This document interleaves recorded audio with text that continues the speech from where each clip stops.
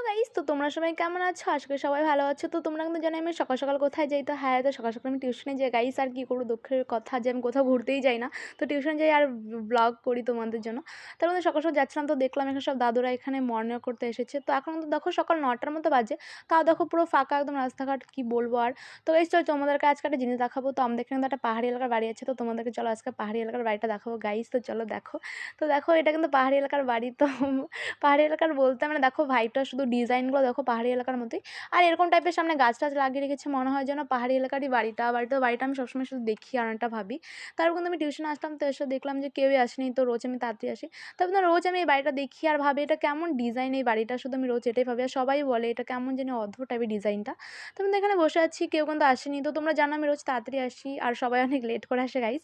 তারপর কিন্তু এখন যাচ্ছি হলো বাড়ি। তো ওই যে আমার ফ্রেন্ডরা দুটো, ওই যে ওরা ওদিকে যাচ্ছিলো আর আমি একা যাচ্ছিলাম, কারণ আমার একা যেতেই বেশি ভালো লাগে। তো